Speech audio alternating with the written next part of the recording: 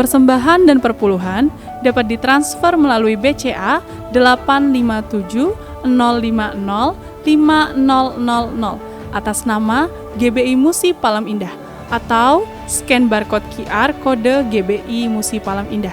Tuhan Yesus memberkati. Shalom saudara, puji Tuhan kita berjumpa kembali di dalam Menara Doa. Terima kasih untuk kesetiaan daripada saudara yang setiap hari hadir di Menara Doa Gereja Betel Indonesia Musi Palam Indah. Dan bersama juga dengan kita bergabung UPT saudara, Menara Doa United Prayer Tower di Amerika saudaraku. Dia juga bergabung dengan beberapa gereja-gereja hamba-hamba Tuhan yang lain. Saya percaya makin banyak yang berdoa, memuji, menyembah, maka tahta kehadiran Tuhan itu makin besar di tengah kita. Mari saudara, inilah masa atau waktu yang sangat penting buat kita untuk ambil bagian di dalam bersyafaat, ya, berdoa dengan tidak putus-putus, bersyafaat untuk orang-orang kudus, segala orang kudus yaitu orang-orang tebusan. Dan juga kita mau berdoa saudara untuk bangsa kita Indonesia. Ya saudaraku, kita percaya bahwa Indonesia ada di dalam tangan Tuhan. Indonesia ada di hati Tuhan. Indonesia ada di pikiran Tuhan.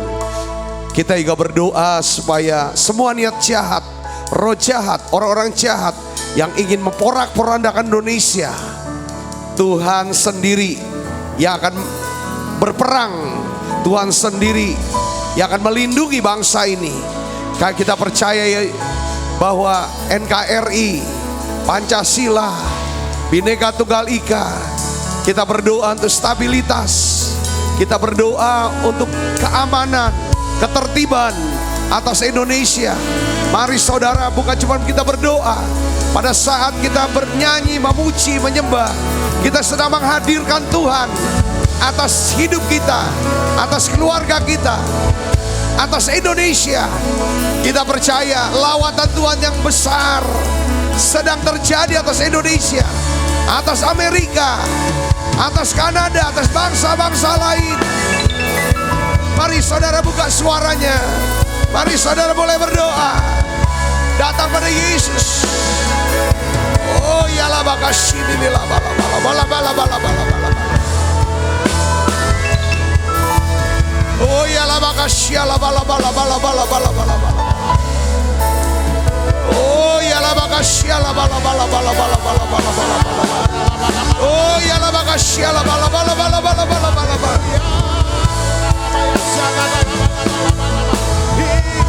Turunkan berkat-Mu ya Tuhan. Turunkan berkat-Mu ya Tuhan Yesus. Untuk bangsa kami Indonesia. Untuk kota-kota yang ada di Indonesia. Untuk setiap rumah-rumah ya Tuhan. Turunkan berkat-Mu ya Tuhan. Atas setiap anak-anak-Mu yang hadir di Menara Doa ini. Dalam nama Yesus. Dalam nama Yesus.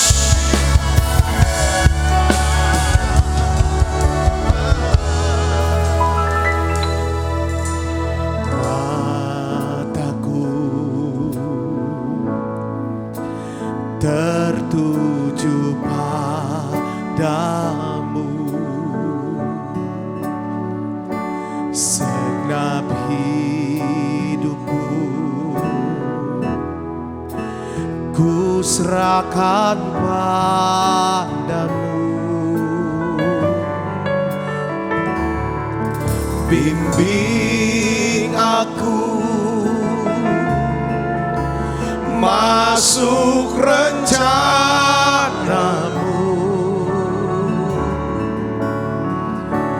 untuk membesarkan kerajaan-Mu.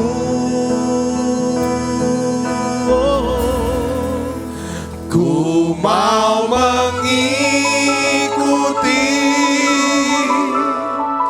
kehendak-Mu ya Bapa.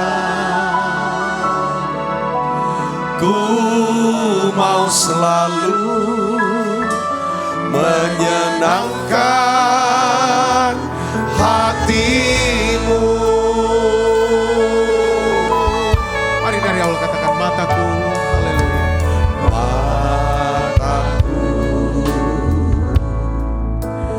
tertuju padamu,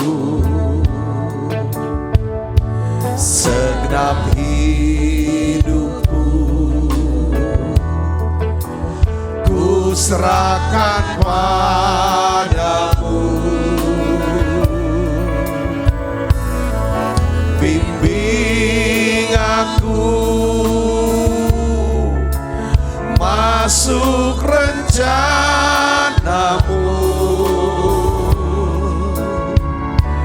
untuk membesarkan kerajaanmu.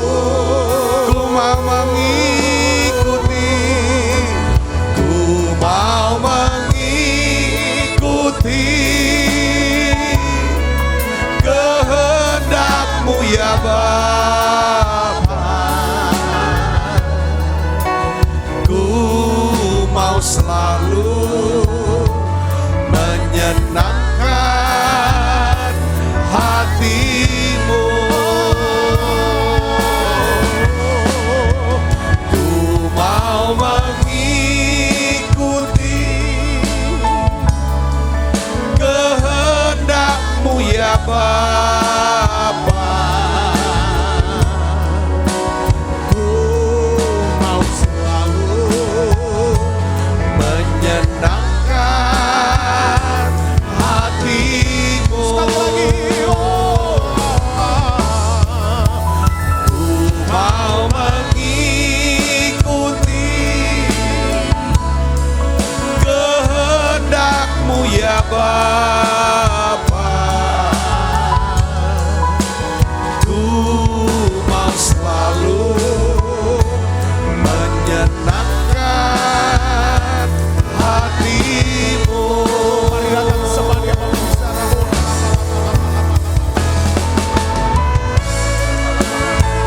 Mari saudara berdoa. Tuhan Yesus, ya Tuhan Yesus, kami mau mengikuti ya Tuhan kehendak-Mu, tuntunan-Mu. Kami mau menyenangkan hati-Mu Tuhan. Yes, menyenangkan-Mu, senangkan-Mu, hanya itu kerinduanku. Menyenangkan-Mu, senangkan hati-Mu, hanya itu kerinduanku. Menyenangkan-Mu, senangkan-Mu, hanya itu kerinduanku. Menyenangkan-Mu, senangkan hati-Mu, hanya itu kerinduanku. Mari dari awal katakan Tuhan kau Tuhan, ku mau menyenangkan-Mu. Tuhan, bentuklah hati ini jadi bejana untuk hormat-Mu. Cemerlang bagai emas murni. Tuhan, ku serahkan hatiku, semua ku berikan padamu. Kuduskan hingga tulus selalu, agar aku menyenangkan-Mu. Menyenangkan-Mu, senangkan-Mu, hanya itu kerinduanku. Menyenangkan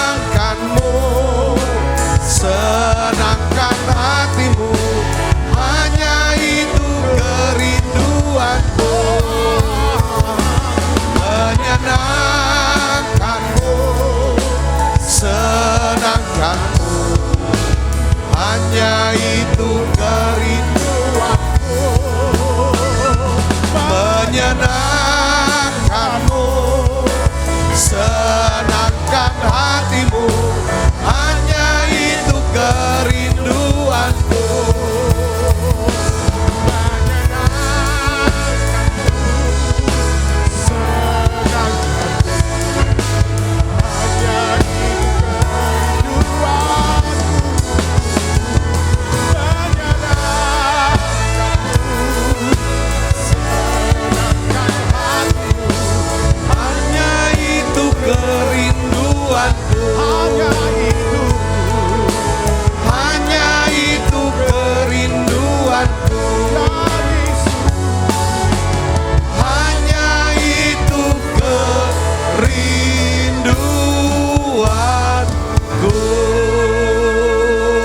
Curahkanlah ya Tuhan kuasa-Mu Yesus.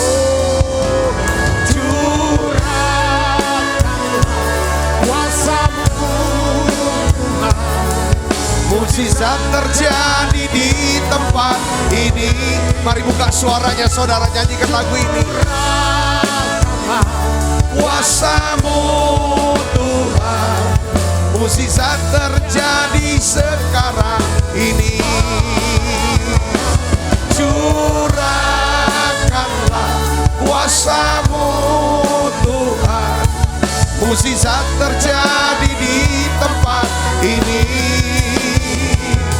Curahkanlah kuasa-Mu Tuhan, mukjizat terjadi. Sekali lagi buka suaranya, harapkan minta kuasanya. Curahkanlah kuasa-Mu.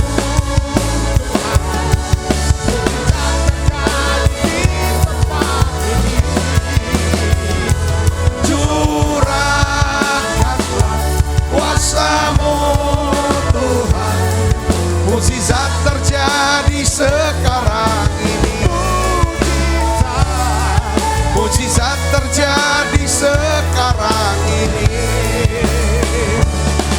Mukjizat terjadi sekarang ini. Ada kuasa dalam darah Yesus. Ada kuasa dalam darah Yesus.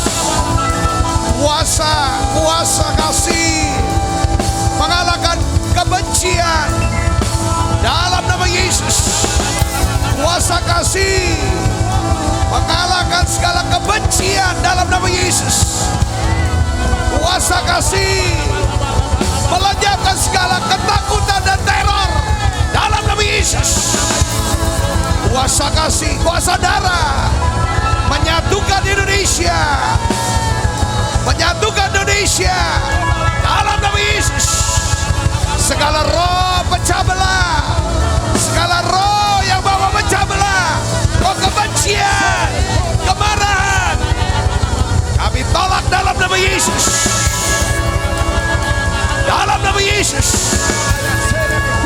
Segala roh kebencian kami tolak dalam nama Yesus.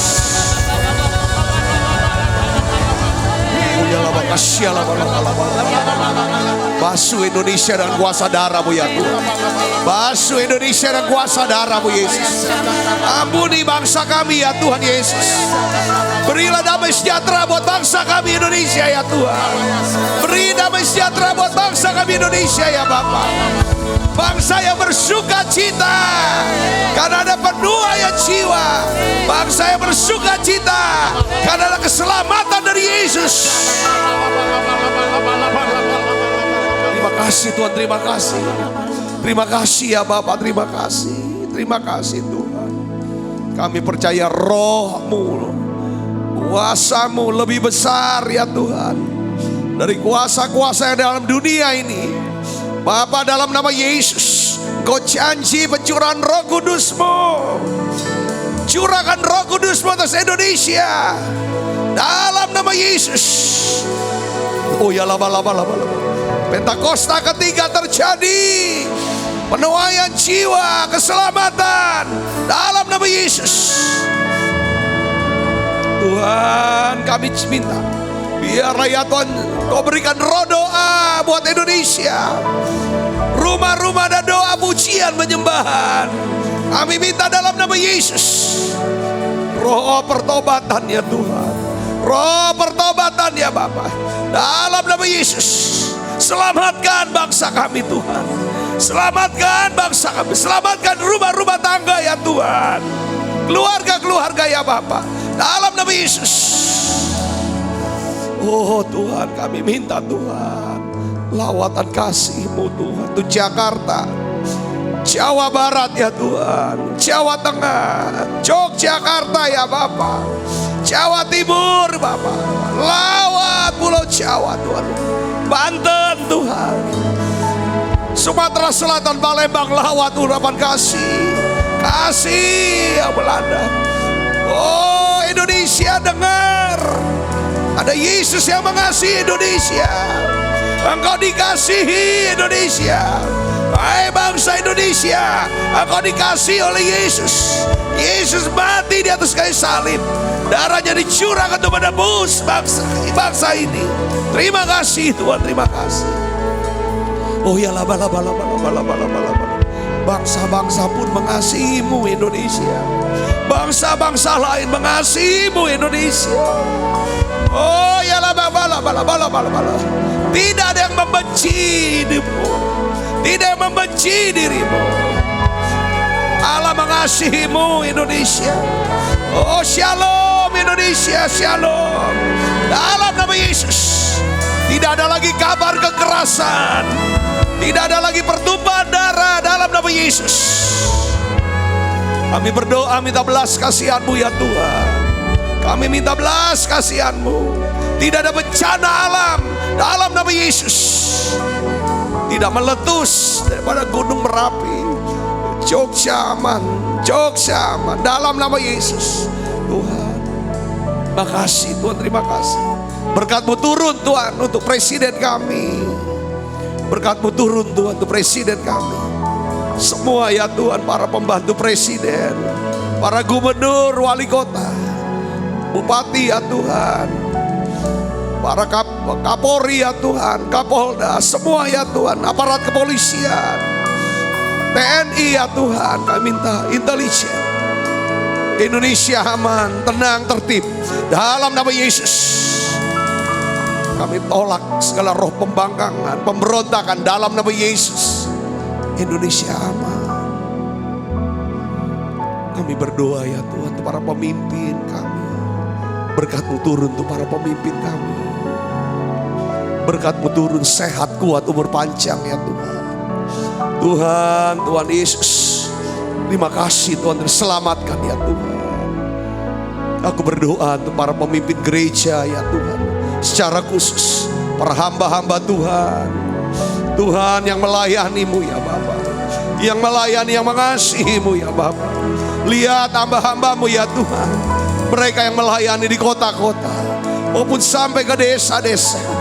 Tuhan, Kau pelihara mereka, tuntun mereka ya Bapa, tuntun mereka, cukupi segala kebutuhan mereka, pakai mereka lebih dahsyat lagi dengan kuasa-Mu yang ajaib itu ya Bapa.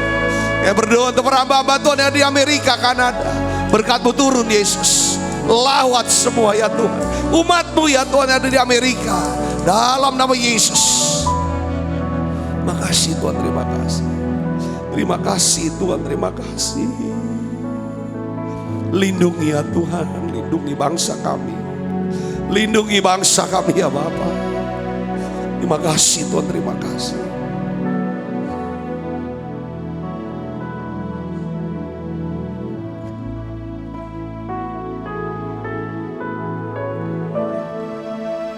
Sertai setiap kami Tuhan.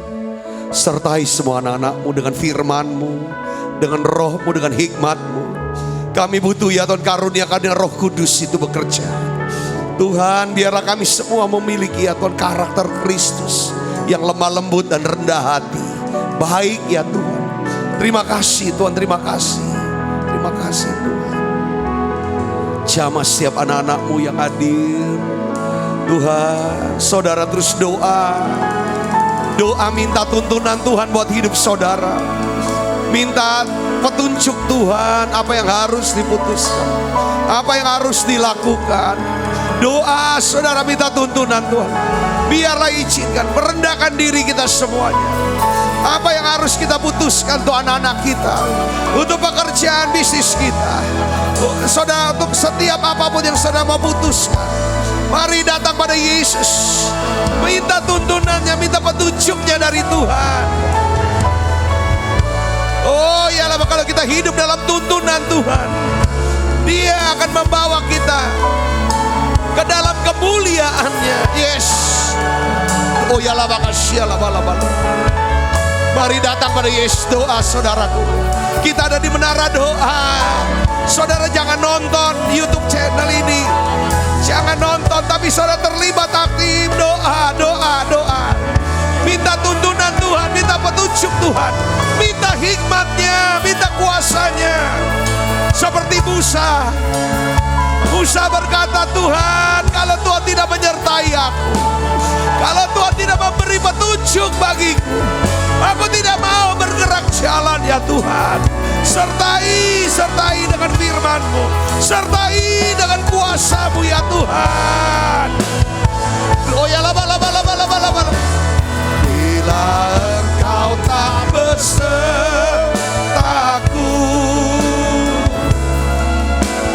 ku tak mau berjalan.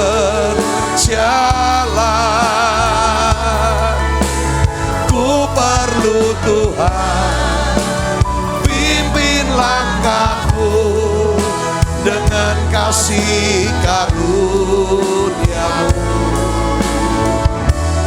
Pimpin langkahku setiap hari,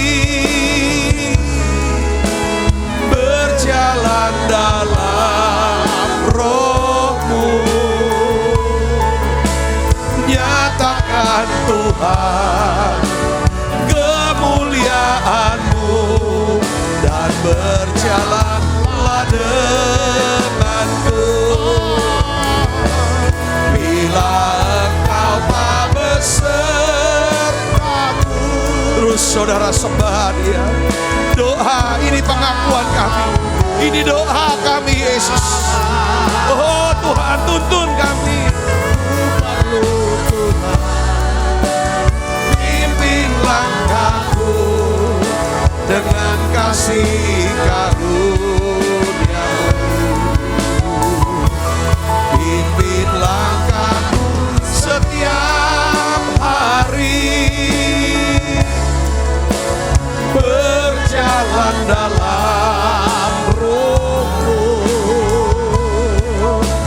Nyatakan Tuhan kemuliaan-Mu, dan berjalanlah. Mari angkat tanganmu sekali. Bila Engkau tak besertaku,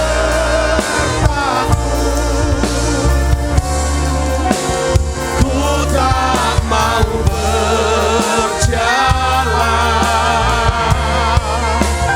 Ku perlu Tuhan, pimpin langkahku dengan kasih karunia-Mu. Pimpin langkahku setiap hari, berjalan dalam Roh-Mu. Nyatakan Tuhan kemuliaan-Mu, dan berjalanlah denganku. Tuhan, kami serahkan hidup kami kepadamu. Kami serahkan hidup kami kepadamu. Mari saudara doa yuk sama-sama saya. Serahkan, katakan Tuhan Yesus, Bapa, dalam nama Yesus, aku serahkan hidupku kepadamu. Tuntun aku Tuhan, bimbing aku ya Tuhan, dengan kasih karunia-Mu. Tuhan Yesus, penuhi aku dengan kuasa Roh Kudus-Mu hari ini. Tuhan, beri aku kesanggupan untuk melaksanakan ya Tuhan tuntunan-Mu ini. Karena kami percaya tuntunan-Mu ini akan membawa kami ke dalam kemuliaan yang Kau janjikan buat setiap kami. Bapakku berdoa, semua yang sakit Tuhan sembuhkan, semua yang lemah Tuhan kuatkan, bahkan yang susah Tuhan hiburkan. Tuhan Yesus, bahkan ya Tuhan yang sudah mengalami dead end ya Tuhan, jalan buntu, Tuhan Yesus, Engkau Allah yang bangkit dari kematian. Kami percaya kuasa kebangkitan-Mu bisa bekerja dalam kehidupan kami. Ketika kami tidak ada jalan, Tuhan sendiri akan membuka jalan. Terima kasih Tuhan, terima kasih. Urapi hamba-Mu untuk dapat menyampaikan pesan firman-Mu dalam bahasa yang sederhana dan mudah dimengerti. Dalam nama Yesus, semua kita yang siap menerima firman, hati gembira, sama-sama katakan amin. Silakan saudara. Shalom, puji Tuhan. Pada saat ini saya ingin bagikan satu judul khotbah saya tentang tuntunan Tuhan. Divine guidance, tuntunan Tuhan, saudaraku yang kasih Kristus. Ya, saya percaya bahwa kalau kita mau dituntun oleh Tuhan hidupnya, ngikutin apa yang menjadi kehendak Tuhan, saya percaya hidup kita tuh walaupun sesusah-susahnya, saudara, itu pasti kita bisa lewatin. Kita dapatkan kekuatan. Saudaraku yang Kristus, di dalam Mazmur pasal 25 ayat 8 di sini dikatakan Tuhan itu baik dan benar. Sebab itu Ia menunjukkan jalan kepada orang yang sesat. Jadi di sini dikatakan Tuhan itu baik dan benar. Sebab Ia menunjukkan jalan kepada orang yang sesat. Saudara, apakah saudara mau ditunjukkan jalan yang seharusnya saudara tempuh? Saudara, kalau saudara berkata ya, maka saudara akan mulai mau mendekat sama Tuhan. Kenapa perlu mendekat sama Tuhan? Supaya kita bisa mendengarkan suara Tuhan. Saudara yang kasih Kristus, di seluruh Alkitab, kalau saudara baca Alkitab ini saudaraku, Tuhan tuh berbicara secara khusus, secara pribadi. Itu kepada orang-orang, bukan orang-orang hebat. Bukan orang-orang yang ternama. Awalnya mereka adalah orang-orang biasa. Sama seperti kita, orang biasa. Bukan siapa-siapa. Saudaraku, ya kan, dia berbicara. Dan sampai hari ini sebenarnya Tuhan pun masih berbicara kepada setiap orang yang mau mendekat kepada Dia. Saudaraku yang Kristus, saya catat saudara di sini bahwa Tuhan berbicara kepada Abraham. Saudaraku, ketika dia masih ada di Ur Kasdim kotanya saudaraku, Tuhan bicara kepada Abraham kapan seharusnya dia pergi meninggalkan kotanya, meninggalkan daripada keluarganya, kaumnya, ke satu tempat yang dimana Tuhan tidak kasih tahu, pergi saja. Saudara, Tuhan bicara, Tuhan mau tuntun hidup Abraham, karena Abraham dengar, Abraham mau taat. Saudaraku, apa yang terjadi? Alkitab catat, Abraham menjadi orang besar, menjadi bapak orang beriman. Saudaraku Kristus, Tuhan berbicara kepada Yakub, cucu daripada Abraham. Saudara, kapan seharusnya dia balik pulang ke rumah orang tuanya daripada Ishak, saudaraku. Tuhan bicara kepada Yakub, saudara. Tuhan juga bicara kepada ayah Yakub, yaitu Ishak. Ketika Ishak mau pergi, saudara, ke Mesir, Tuhan berbicara, jangan kamu pergi ke Mesir, tetap tinggal di Gerar. Saudara, ketika Tuhan berbicara, ketika Tuhan menuntun, saya percaya disitulah adanya apa? Pemeliharaan Tuhan. Disitulah adanya apa saudara? Perlindungan Tuhan, penyediaan Tuhan buat setiap anak-anaknya. Yang percaya katakan amin. Tuhan juga bicara kepada Elia di masa kekeringan, krisis ekonomi, masa kelaparan yang hebat. Tuhan tunjukkan, ya kan, di mana, ya kan, Elia bisa dapatkan makanan, saudara, di tengah kelaparan besar. Awalnya Tuhan suruh pergi kemana? Ke Sungai Kerit. Saudaraku, ketika Elia mendengarkan dan mengikuti tuntunan Tuhan, kita lihat bahwa Tuhan pelihara Elia, Tuhan lindungi Elia, dan Tuhan berkati Elia. Lalu ketika selanjutnya Tuhan juga berbicara pada Elia, kamu harus pergi ke Sarfat dekat Sidon. Di situ ada seorang janda yang akan beri kamu makan. Elia mendengar, Elia mentaati, dan Elia dipelihara oleh Tuhan.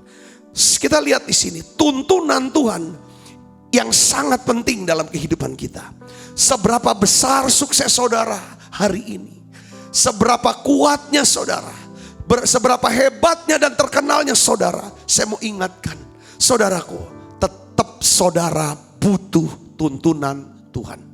Ada seorang yang sukses, masih muda sukses saudara, otaknya cerdas, sudah dapat kepercayaan yang hebat. Orang ini bernama Saulus, saudaraku. Tapi karena kasih dan kemurahan Tuhan, Tuhan berbicara pada Saulus.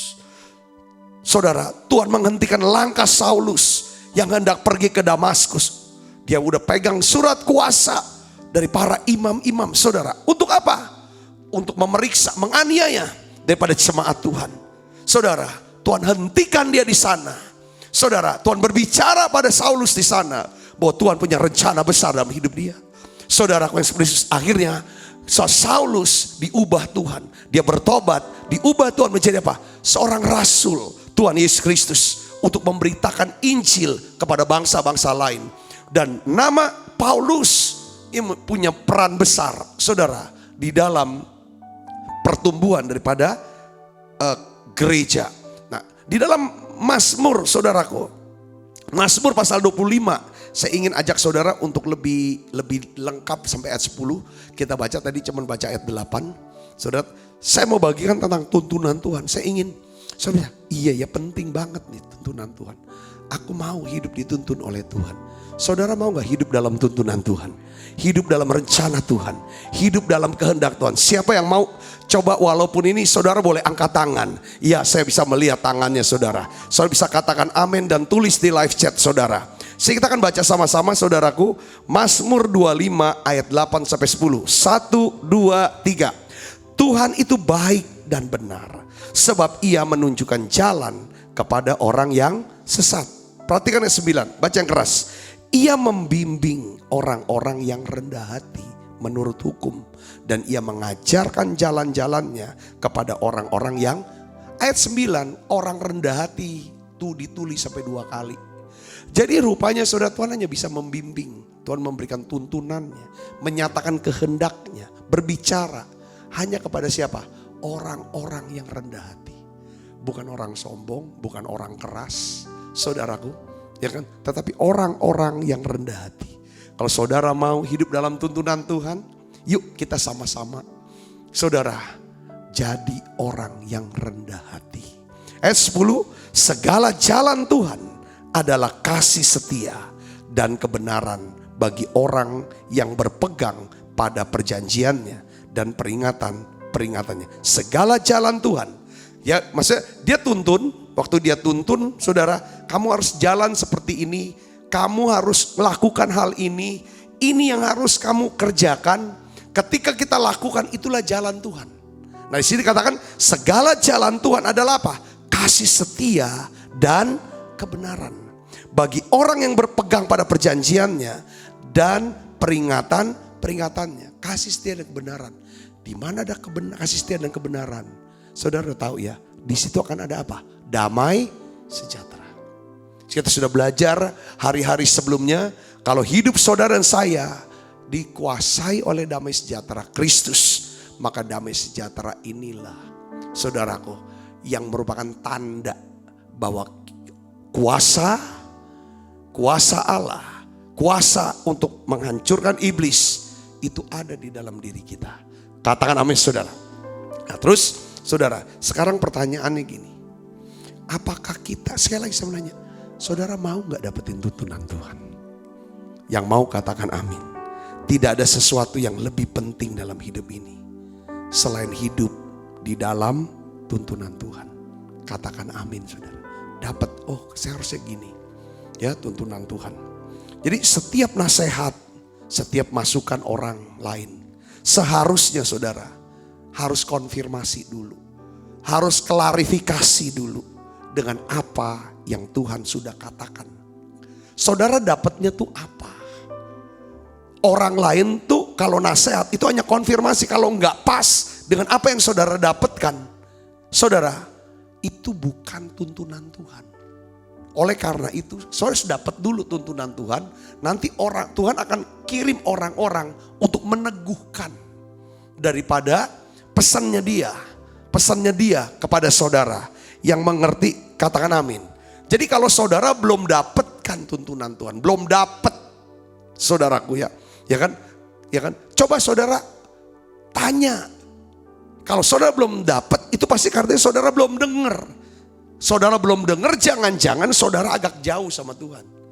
Kalau saudara sudah dekat sama Tuhan tapi belum dapat, belum dengar, terus tungguin, terus nantikan. Saya percaya Dia akan berikan itu buat setiap kita. Katakan amin. Karena gini, kalau kita belum dapat dari Tuhan, lalu ada orang kasih gagasan, orang kasih nasihat, saudaraku kasih saran kepada kita. Kalau kita lakukan, saudaraku Yesus, ya, kalau ternyata itu bukan, hal itu bisa membuat kita jadi kecewa, rugi, dan terluka. Karena Tuhan tuh memiliki rencana dan tujuan yang unik atau khusus untuk setiap kita. Katakan amin saudara. Artinya bukan, saya tidak bicara soal gini.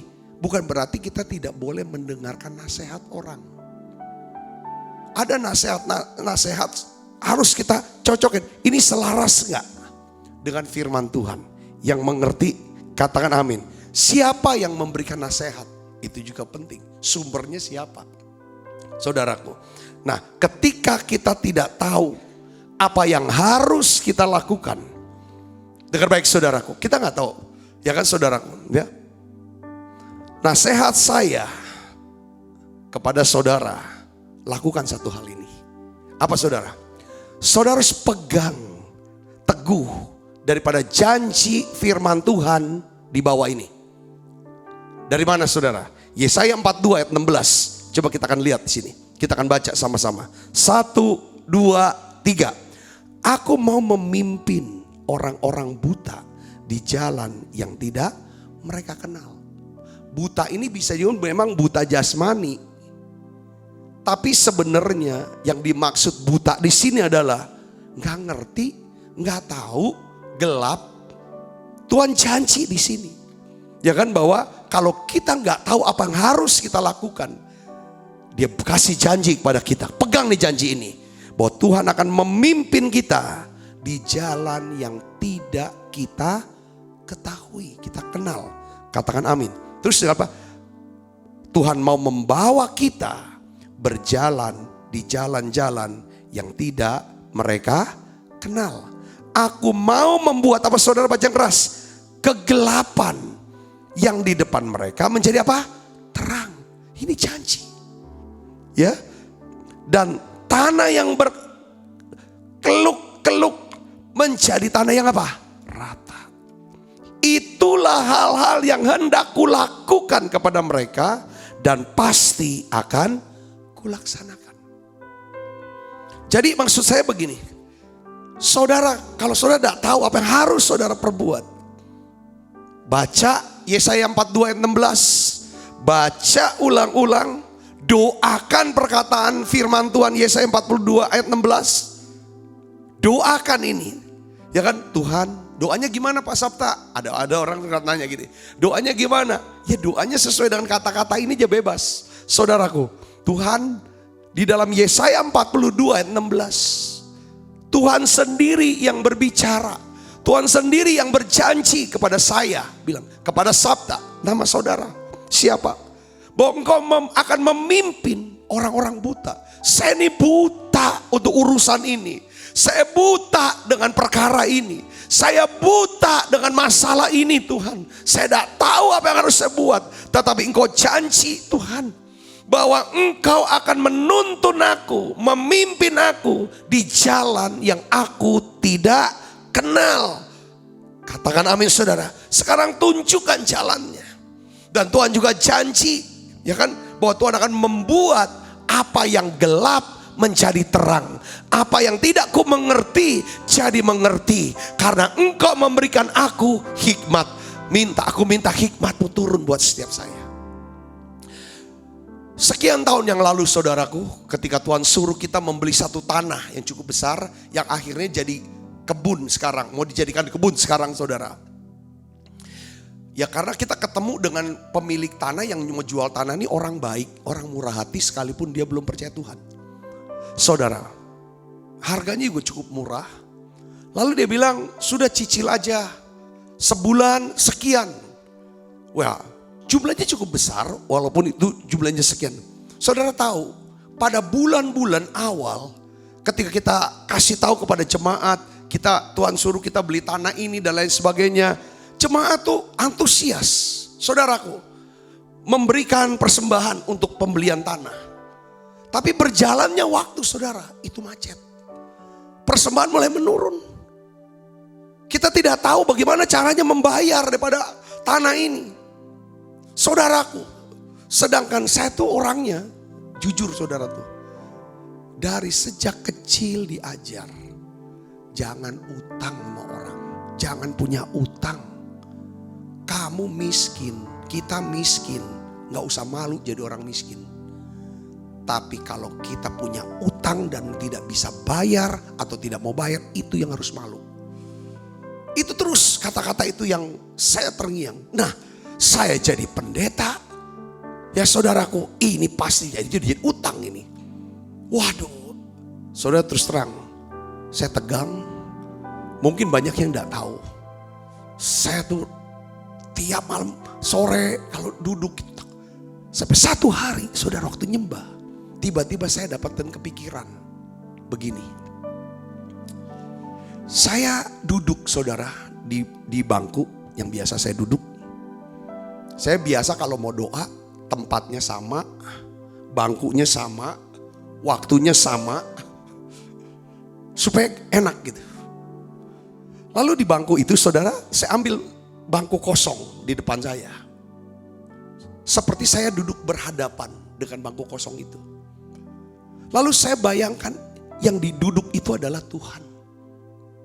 Saya ngomong sama Tuhan. Itu beban berat saudara.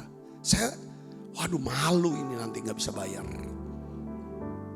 Saya ngomong gini, saya dalam doa dalam hadirat saya ngomong, Tuhan, kalau yang suruh beli tanah saya tahu itu Tuhan. Saya emang gak mau cari masalah. Saya yakin itu datang dari Tuhan. Makanya saya mau beli. Walaupun duitnya enggak cukup. Enggak cukup lah, bukan enggak ada. Ada tapi enggak cukup. Dan ketika kami ambil keputusan, Tuhan, kami penjualnya tuh murah hati. Kasih kita tempo cukup lama, sekian lama itu. Ya kan saudara, hampir mungkin 2 tahunan. Lebih bahkan. Tapi dalam proses yang berikutnya adalah, saudara, saya ngomong Tuhan dalam bulan-bulan begini tuh lancar. Tapi ini udah mengalami penurunan. Mungkin kami gak bisa bayar. Wah kita malu apa kata orang Tuhan. Sekarang saya ini takut. Saya ini stres Tuhan. Saya ini bingung. Saya gak mungkin minta uang sama jemaat. Saya juga gak mungkin ngomong pribadi kepada pengusaha. Saya gak mungkin Tuhan berani ngomong seperti itu. Oleh karena itu sekarang, itu saya tahu tuh di depan saya tuh saya anggap tuh Tuhan. Tuhan, kalau Tuhan jadi saya, beritahu apa yang akan Tuhan buat.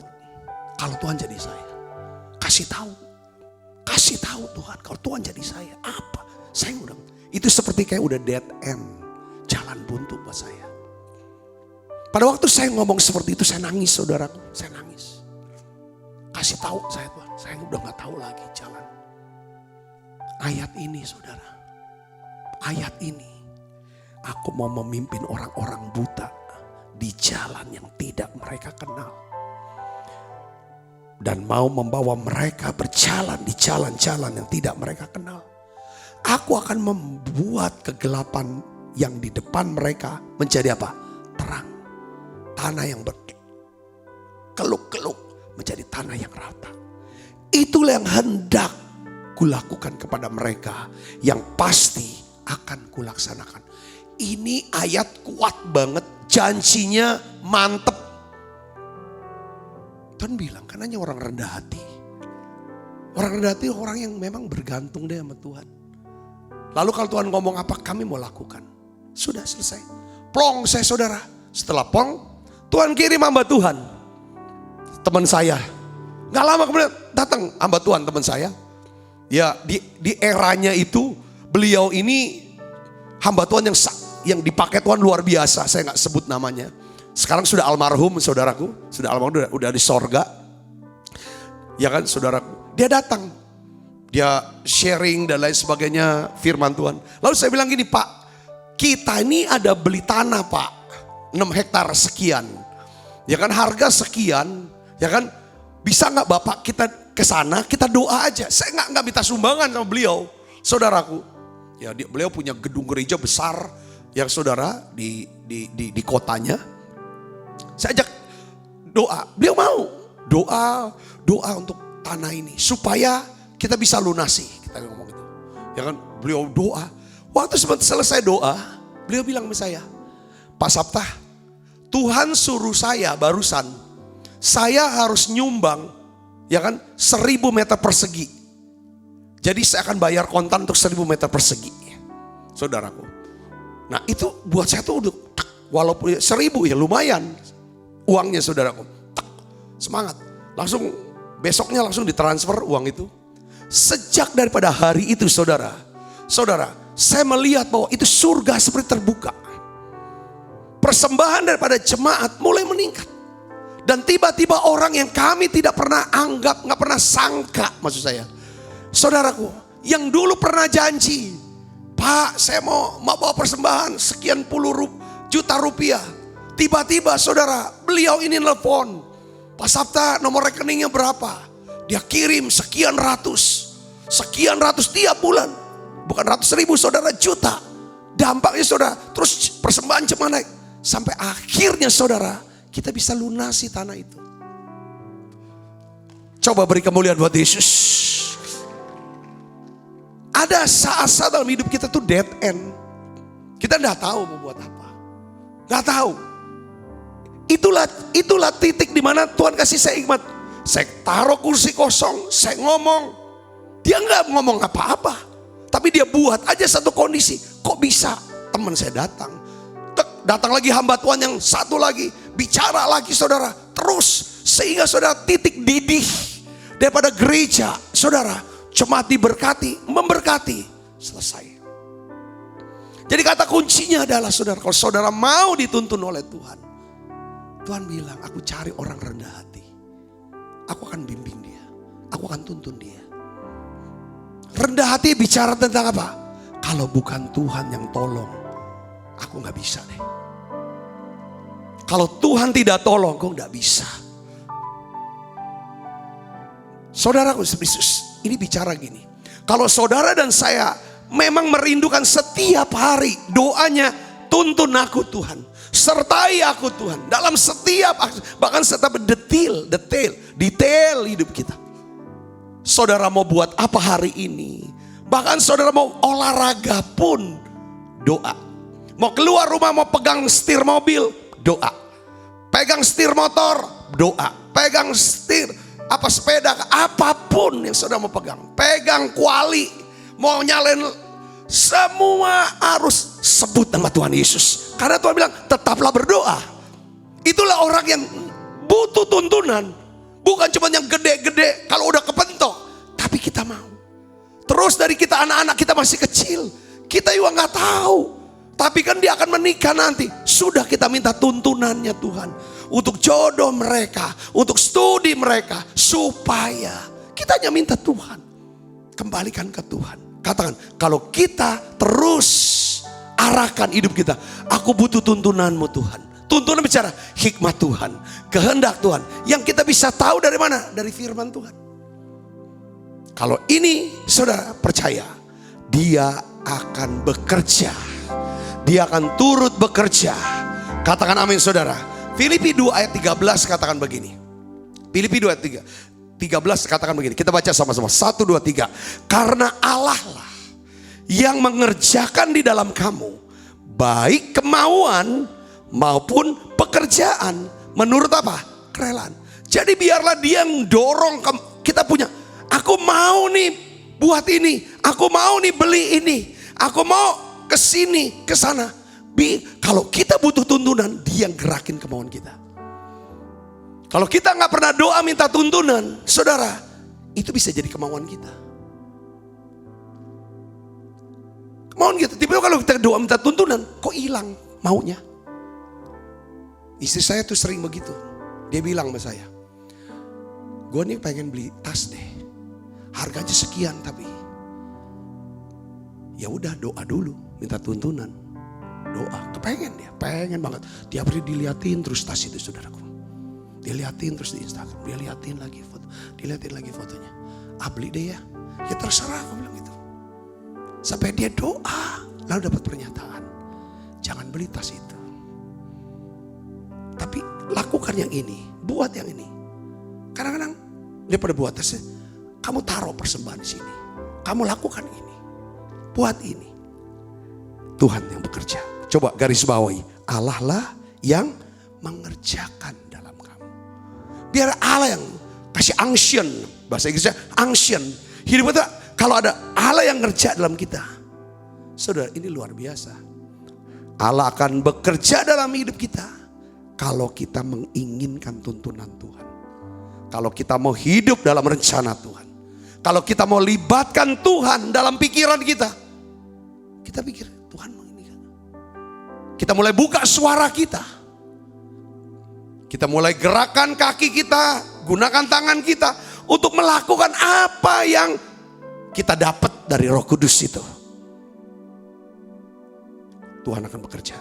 Kalau dia bekerja, jauh lebih banyak daripada apa yang kita doakan dan sikirkan. Nah, saya mau kasih tahu, kalau Tuhan singkapkan sesuatu untuk kita lakukan, saudara, biasanya nggak sekaligus, saudara. Ya kita tahu bahwa Tuhan menyingkapkan, ya di dalam Mazmur 25 ayat 14, di sini katakan Tuhan bergaul karib dengan orang yang takut akan Dia dan perjanjiannya diberitahukannya kepada mereka. Jadi kata kuncinya kalau saudara mau dituntun oleh Tuhan, ya intim sama Tuhan. Intim itu apa? Terus merasa dicintai Tuhan. Kalau kita merasa dicintai Tuhan, kita bisa mencintai Tuhan. Katakan nama saudara. Karena keintiman bicara apa? Kasih dan komunikasi. Intim sama Tuhan.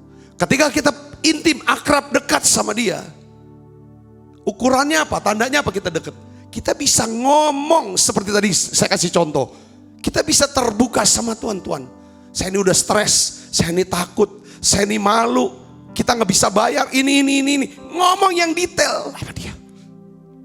Kadang-kadang sesuatu yang kita nggak bisa ngomong sama orang, kita bisa ngomong sama Tuhan. Itu artinya kita dekat sama Tuhan. Satu hari saya bilang sama teman, ya kan, ada cerita. Saya bilang iya. Lalu saya diceritain sama yang lain. Ya sudah, saya bilang, kalau dia cerita sama saya apa yang sedang terjadi itu, artinya dia itu dekat sama saya. Kalau dia nggak cerita, walaupun secara fisik kita sering sama-sama, tapi dia nggak dekat sama saya. Karena orang yang dekat, dia bisa cerita. Apapun dia bisa cerita kepada orang yang akrab sama dia. Katakan amin. Karena kita juga gak mungkin lah cerita sama orang yang gak dekat sama kita. Saya tuh sering gini saudara. Saya ngomong yang gini. Saya tuh suka motong omongan cerita orang. Kalau orang itu cerita begini, dia udah cerita, Pak jangan ngomong-ngomong sama orang lain ya Pak ya. Saya langsung cut. Sebaiknya jangan ceritakan, berhenti. Kalau kamu pesan sama saya supaya jangan ngomong siapa-siapa, kamu bukan orang, saya bukan orang yang dekat sama kamu. Buat apa buka rahasia kepada orang yang bukan dekat? Saya bisa ngerti gak sini? Yang tidak dekat itu artinya yang bisa dipercaya, bisa diandalkan. Itu kata konteksnya di sana. Saya setelah dapat pengertian itu, saya gak pernah mau cerita. Lalu setelah cerita, nanti saya ngomong gini, jangan cerita-cerita sama orang-orang ya. Ini kan gak bijak. Kita kasih beban ke dia, Kita ngomongan, nanti kita, padahal bisa saja dia tidak cerita ke orang lain. Kita udah cerita lagi orang lain. Lalu tiba-tiba kita dengar. Lalu kita tuduh dia. Padahal dia gak cerita. Kita udah cerita kemana-mana kok. Kata kunci sini, Tuhan bilang. Dia bergaul. Tuhan bergaul karib dengan orang yang takut akan dia. Dan perjanjiannya diberitahukannya kepada mereka.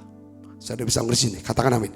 Tuhan tidak pernah mengungkapkan, saudara, perjanjiannya, isi hatinya, kehendaknya, rencananya, ya kan, kepada orang yang jauh dari dia. Gak mungkin. Makanya orang yang jauh dari Tuhan, yang hatinya tidak melekat sama Tuhan, seringkali bingung, khawatir, stres, kecewa terus. Kenapa? Gak ada tuntunan. Nah, hari ini kita belajar, saudaraku, ya kan, bahwa ketika hati kita melekat sama Tuhan, dia akan bukain. Tapi ingat, kalau dia buka, dia gak buka sekaligus. Dia buka gini, satu, waktu dia buka, kita mau dengerin gak? Kita mau lakukan gak? Ketika kita dengerin, kita lakukan, maka dia buka lagi step berikutnya, saudaraku. Ya, saya kasih contoh, kalau Tuhan mau bilang gini, Tuhan tuh mau tujuannya, mau suruh saudara, misalnya kan, sebenarnya rencana Tuhan, saudara mungkin orang dari mana? Mungkin saudara tinggalnya, ya kan, ada di kota Balikpapan. Tuhan tuh mau saudara datang ke kota Palembang. Tapi dia nggak ngomong Palembang, dia bilang aja dari Balikpapan, beli tiket ke Jakarta. Kalau saudara beli tiket ke Jakarta, lalu saudara datang lagi ke dia, nanti dia akan bilang, ya kan saudara, beli tiket lagi ke Palembang. Saudara nggak tahu mau Palembang gimana. Nanti tiba-tiba Tuhan sudah gerakan orang untuk jemput saudara. Lalu dia akan bawa ke gereja Betel Indonesia Musi Malam Indah. Lalu saudara ikut menara doa di sini. Itu contohnya seperti itu. Seperti kayak sama Abraham, dia bilang keluar dari Ur Kasdim, tapi dia nggak kasih tahu kemana perginya. Setelah dia pergi, saudaraku, baru nanti sekarang pergi lagi ke sini. Itu cara Tuhan. Kayak Tuhan suruh saya, saudara Kristus, dia nggak buka semua. Waktu dia bilang keluar, jadi full timer, keluar dari dunia kerja kamu. Saya nggak pernah berpikir jadi pendeta. Setelah jadi pendeta pun saya nggak berpikir tuh jadi full timer, jadi melayani itu sebenarnya. Tapi Tuhan dia jadi pendeta, jadi full timer. Saya jadi pertama. Tuhan nggak pernah cerita bahwa saya akan khotbah di YouTube channel, ketemu dengan saudara. Ada di kota Palembang, ada di gereja ini. Tuhan gak bicara, punya gereja seperti ini, punya ini. Enggak ada, sedikit. Dia cuma ini. Setelah udah jalan, baru dia ngomong lagi, buat ini, dapat ini, kesini. Saudara bisa ngerti sini? Katakan amin. Nah, sekarang saya akan tutup dengan gini, saudara. Gimana kita bisa kenali bahwa Tuhan ini sedang nuntun kita? Karena kalau dia tuntun kita, saudara, itu jalannya adalah jalan yang tidak pernah kita lalui, yang tidak pernah kita kenal. Katakan amin, saudara. Seperti saya gak pernah punya rencana jadi pendeta. Saya kuliah ekonomi, akuntansi, ya saudara, keuangan, kerja, gak pernah, gak tahu. Tiba-tiba Tuhan bawa itu seperti itu. Lihat saudara, apa tandanya? Cirinya dua. Pertama saudara, ya biasanya gini. Ya, pertama, Tuhan yang membuat kita merasa tidak nyaman di mana kita berada saat itu. Jadi pada waktu saya kerja, saudara, saya tuh tiba-tiba tuh kehilangan seperti kayak semangat gitu loh, untuk kerja lebih lagi. Tapi yang ada kerja ini saya gunakan karena waktu itu ketemu dengan para pejabat di TNI, pejabat Polri, saudara, pejabat gubernur, pejabat gitu, teman-teman lain, yang saya ketemu mereka, saya tuh cerita Yesus ke mereka, ya karena udah dekat mereka dengar, saya cerita Yesus, dan banyak sih apa segala macam. Tiba-tiba kok ada rasa, kisahnya harus keluar nih, kayaknya kok nggak nyaman, kok nggak pas kayak ini. Nah, seperti itu saudara, dibuat nggak nyaman. Saya kasih contoh, ini kata-kata Tuhan. Nih kalau Tuhan mau nuntun, coba kita buka Ulangan 32 ayat 11. Kita akan baca sama-sama. 1, 2, 3. Laksana Raja Wali menggoyang bangkitkan isi sarangnya. Melayang-layang di atas anak-anaknya. Mengembangkan sayapnya. Menampung seekor dan mendukungnya di atas kepaknya. Demikianlah Tuhan sendiri menuntun dia. Dan tidak ada Allah asing menyertai dia. Saya lihat sini, Raja Wali. Ketika Raja Wali ingin ngajarin anaknya supaya bisa terbang. Caranya gimana saudara? Dia kocok itu sarangnya. Saudara digoyang-goyang. Di sini kata goyang bangkitkan isi sarang. Sampai akhirnya dia harus keluar saudaraku. Ini burungnya gak pernah terbang. Tapi dia punya sayap, gak bisa terbang. Dipaksa untuk terbang. Saudara, tetapi induknya dikatakan apa? Si induk Raja Wali melayang di atas anak-anaknya. Kalau anaknya mau jatuh, dia ambil. Saudara, kalau mau jatuh, dia lepas lagi. Dia mau jatuh, ambil. Dia dukung saudaraku. Itu seperti Tuhan. Tuhan juga gitu saudaraku. Waktu awal-awal, dia kan tiba-tiba saudara ngalami. Saudara, ketika Tuhan tuntun kita, dia nyatakan kehendaknya. Saudara, dia nyatakan rencananya buat kita. Tuhan bisa saja membuat saudara tidak nyaman oleh apa? Oleh badai. Lewat badai, ada berapa lewat badai? Lewat badai, tiba-tiba kok badai datang. Sebenarnya badai inilah Tuhan bisa pakai untuk mengarahkan jalan hidup saudara. Sesuai dengan rencana dia. Katakan amin saudara. Saya kasih contoh di Alkitab. Satu aja saudara. Siapa namanya? Simon. Saudara tahu Simon. Ketika Tuhan hendak menyatakan kehendaknya. Mau menuntun hidup Simon. Ternyata Simon menghadapi sebuah kenyataan pahit di dalam hidupnya. Saudara tahu apa? Sepanjang malam Simon menangkap ikan. Tetapi ia tidak mendapat seekor ikan pun. Simon sedih. Simon hancur hatinya. Simon takut akan masa depannya. Dia udah berpikir bahwa pada malam itu sampai pagi gak dapat ikan. Dia berpikir besok tempat ini, tempat yang sama pun tidak ada ikan. Besok lagi terus udah tidak ada ikan lagi. Dia pikir masa depannya saudara itu sudah suram. Saudara, dia takut dengan masa depannya. Dia berpikir bisnisnya sedang diambang kehancuran. Itu Simon saudara ngalami. Ini badai. Tapi lewat peristiwa ini, kenyataan ini saudara tahu gak? Apa?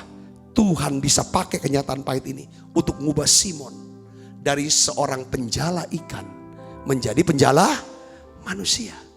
Simon diubah namanya jadi apa? Petrus. Dia jadi apa? Rasul terbesar. Salah satu rasul terbesar. Dialah yang berkhotbah di hari Pentakosta. Dimulai dari apa panggilan itu? Ini saudara, dia tuntun. Gak nyangka. Ibu bapak saudara yang kasih Kristus. Beberapa di antara saudara mungkin sekarang ngalami badai. Badainya itu apa? Ekonomi kah? Bisnis kah? Rumah tangga kah? Apapun. Mungkin sakit, penyakit. Kita semua tidak tahu. Tetapi dengar baik saudara. Tuhan bisa pakai badai untuk mengubah jalan hidup kita. Yang ngerti katakan amin. Yang ngerti katakan amin. Oh banyaklah kesaksian para hamba Tuhan. Saudara, bagaimana dia bisa bertobat dan percaya Tuhan. Karena adanya satu, ketika seperti Raja Wali dia bongkar bangkir itu. Itu tuntunannya. Yang kedua saudaraku. Tentang tuntunan Tuhan. Tuntunan Tuhan tidak mungkin dilaksanakan tanpa bantuan Tuhan. Yang setuju katakan amin. Makanya Yesus berkata apa saudaraku? Yohanes 15 ayat 5. Akulah pokok anggur dan kamulah ranting-rantingnya. Barang siapa tinggal dalam aku dan aku di dalam dia, ia berbuah banyak. Sebab di luar aku kamu tidak dapat berbuat apa-apa. Kalau kita mendapat tuntunan Tuhan, intinya bahwa kita harus tinggal di dalam apa? Dalam Tuhan. Berulang-ulang saya ingin ajar saudara, apa sih arti tinggal dalam Tuhan? Kalau kita tinggal dalam Tuhan, kita bisa berbuah banyak dan buahnya jadi tetap. Tinggal dalam Tuhan itu artinya apa? Intim dengan Tuhan. Bergantung sama Tuhan. Mentaati Tuhan. Yang mengerti katakan amin. Kalau kita tinggal dalam Kristus, maka Kristus akan memberikan kita apa? Kuasa, hikmatnya. sehingga kita bisa berbuah. Apa arti berbuah? Berhasil dan berguna. Terus begini saudara, perhatikan. Kalau saudara hidup dalam tuntunan Tuhan, ini yang ketiga. Kalau saudara hidup dalam tuntunan Tuhan, saudara akan hidup dalam kuasa kebangkitan. Kalau kita hidup dalam tuntunan Tuhan, kita akan hidup dalam kuasa kebangkitan. Di dalam 2 Korintus 1 ayat 8 sampai 10, Rasul Paulus saudaraku, ya kan, dia tulis, saya nanti ya kan, kita baca sama-sama dah ayatnya. Ini bagus. Sebab kami mau saudara-saudara supaya kamu tahu akan penderitaan yang kami alami di Asia Kecil.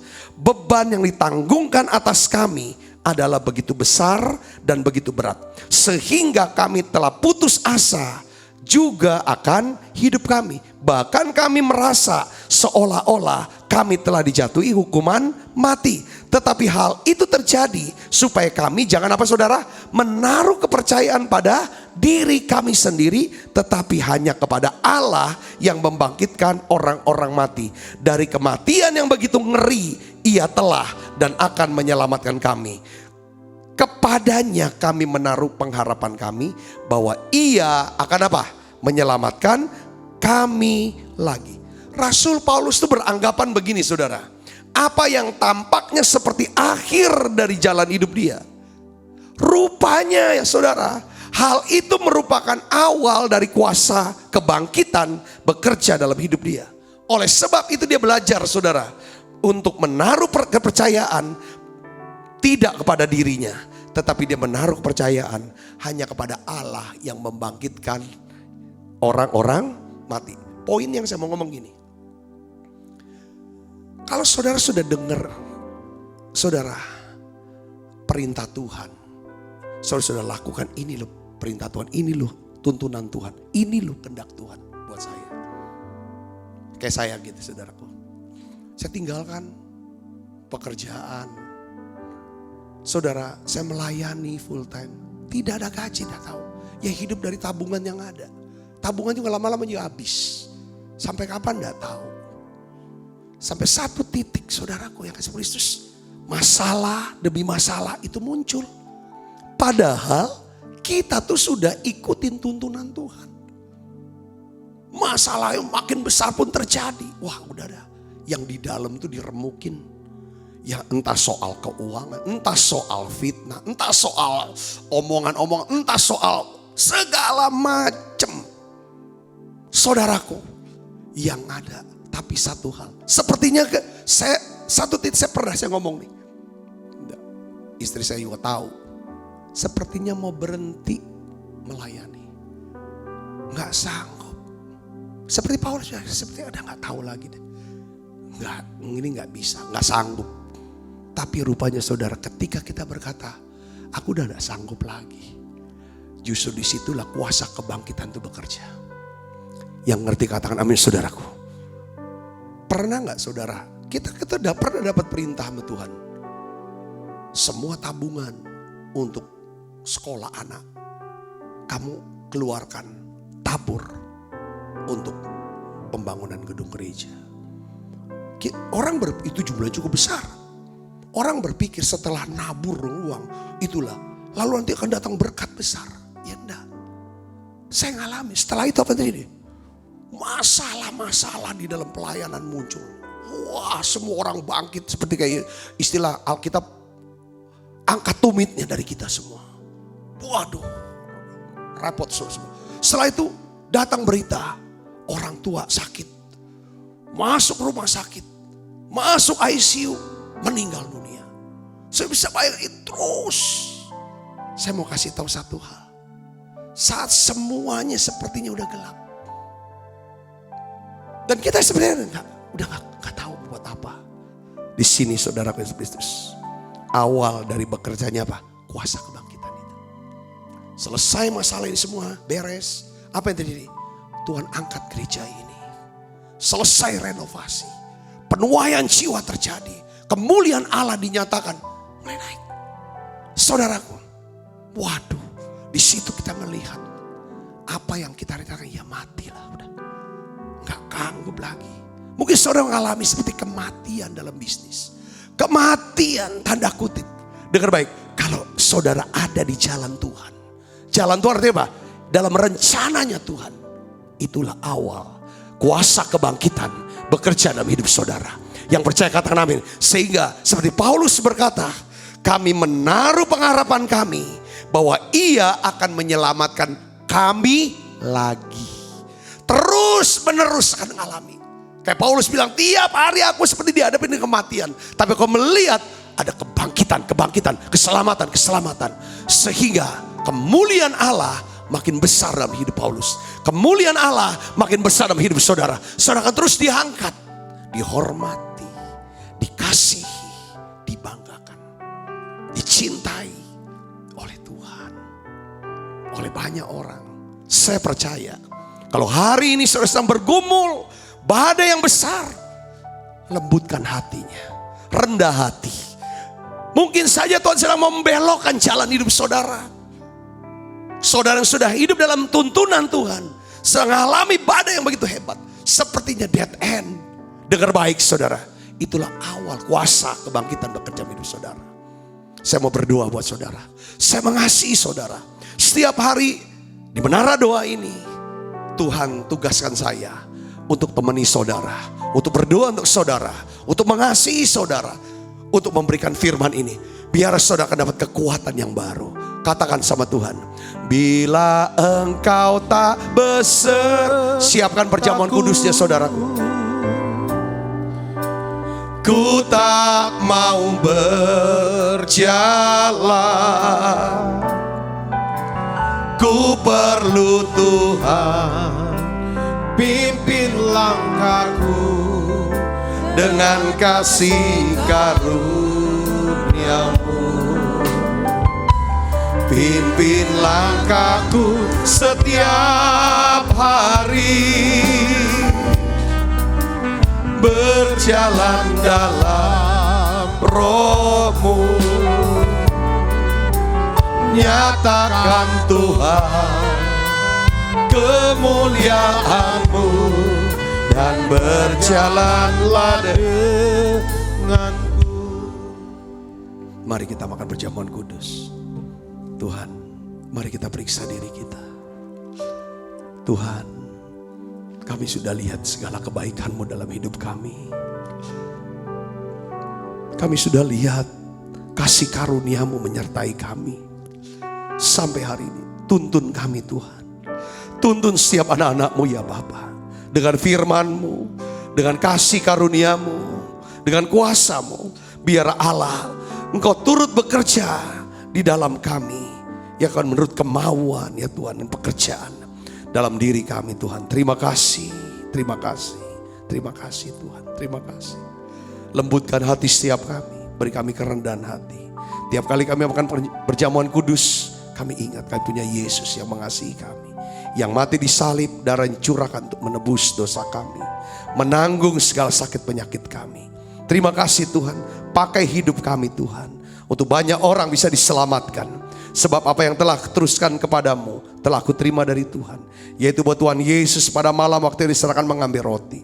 Dan sudah itu ia mengucap syukur atasnya. Ia memecah-mecahkannya dan berkata, inilah tubuhku yang diserahkan bagi kamu.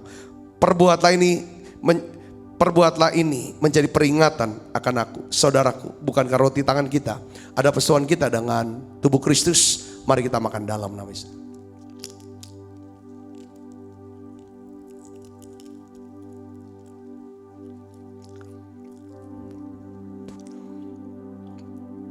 Cawan. Demikian juga yang mengambil cawan sudah makan berkata, cawan ini perjanjian baru yang meteraikan oleh darahku.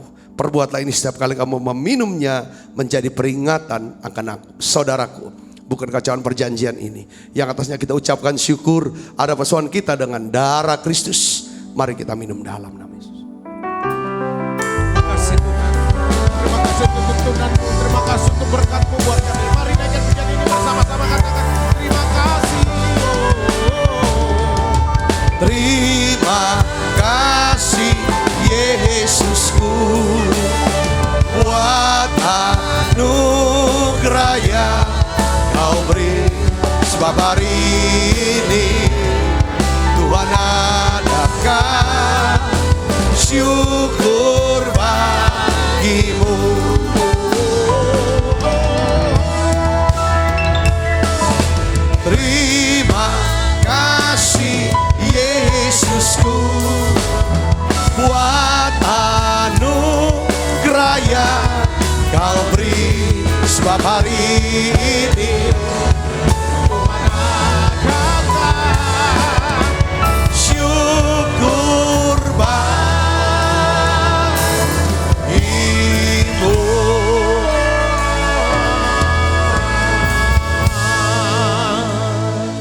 Mari kita buka kedua tangan kita, arahkan hati pandang kita ke surga untuk menerima berkat dari Allah. Kekasih Kristus, terimalah berkat yang berlimpah-limpah daripada Allah Bapa di dalam anaknya yang tunggal Tuhan kita Yesus Kristus. Persoalan yang manis Roh Kudus menyertai saudara semua, mulai daripada saat ini sampai Yesus datang menjemput kita dalam permai, dan sampai selama-lamanya. Semua kita yang percaya dan berkati sama-sama katakan amin. Tuhan Yesus berkati saudara semuanya.